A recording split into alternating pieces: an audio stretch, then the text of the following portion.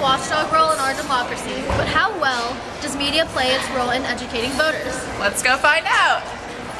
Okay, so, what news stations do you watch and how often? I watch Fox and about once a day. Who is the leader in North Korea and what did he recently do? Kim Jong-un, and he declared the state of armistice between North and South over. What do you know about the events in Benghazi?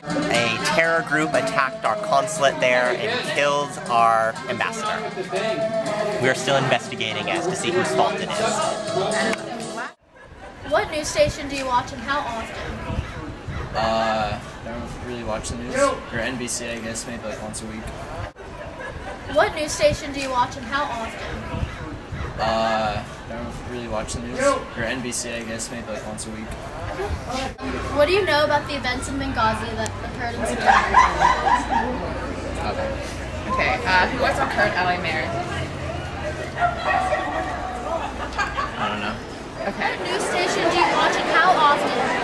Radio station, TV station. Anything. Radio station is KJLA.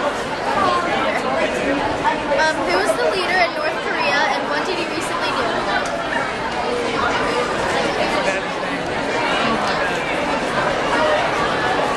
I forgot his name. He's the one that made the threats over his house. Yeah, but I forgot his name. What do you know about the events in Benghazi?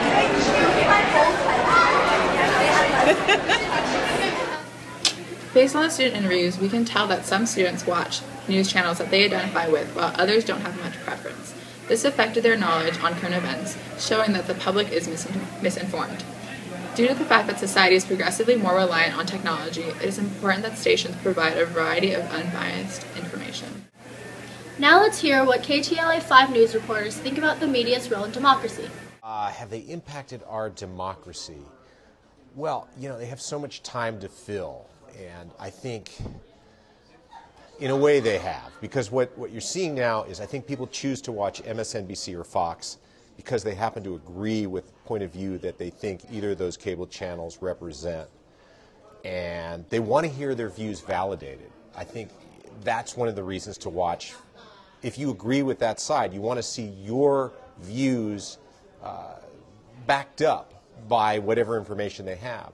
So actually, I do think it's been a negative impact on democracy, because instead of kind of a straight down the middle balanced approach, fair and balanced it isn't really, people aren't watching to get the information.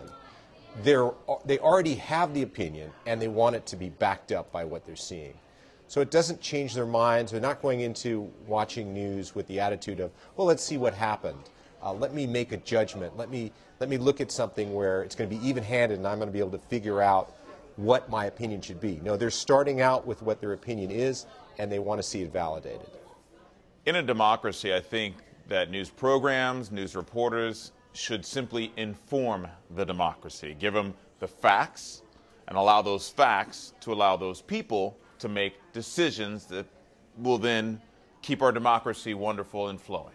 A true journalist to give all the sides of the story in a way that's fair and balanced, if you will. If you try to do that, then people, I think, are smart enough to figure it out themselves. What's happened is people have started to find success by having extreme points of view, being extreme one way or the other way, and the middle has kind of been squished into a more narrow bandwidth, if you will, where there's a lot of noise on either side, but the middle, the more reasoned opinion, tends to be forced out. I think there's a definite bias in the way news is reported. You know, it's not always necessarily in terms of the content that's reported in the news, but also in the topics they choose to cover. Sometimes, you know, we feel that they're not doing a great job, you know, the reporters in the media, although they feel like respectively to the companies they work for or to other media outlets, you know, they think they're doing a good job. But as people who want to be informed on the situations going on, whether it be national or international crises, you know, we kind of want more unbiased news and stuff that we can rely on more. An example of the media's sort of failure to fill us in on the entire story is the Benghazi scandal, which has been a closely monitored story because not very much information was given.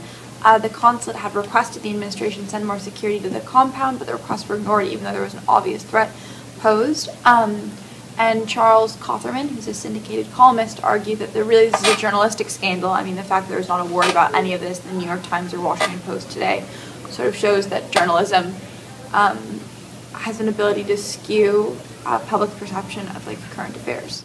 I think this clearly shows that journalists try and filter what news the public gets, and this is sometimes shown in situations like North Korea where they're constantly in the news, and they're not directly affecting us, but sometimes they have implications. But it's just something that we like hearing about the big news that's not in the U.S.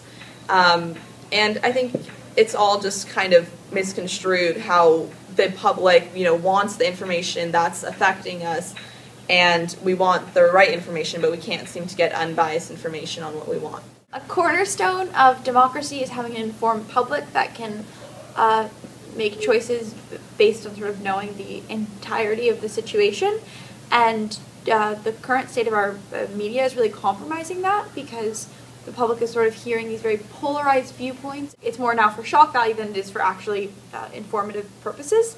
So what our group proposes, the solution is to try to get as much information as possible, kind of embrace the plurality, get as many viewpoints as you can, try to fact check, and by doing that, by seeing all these things, hopefully you can see past the bias and make informed decisions.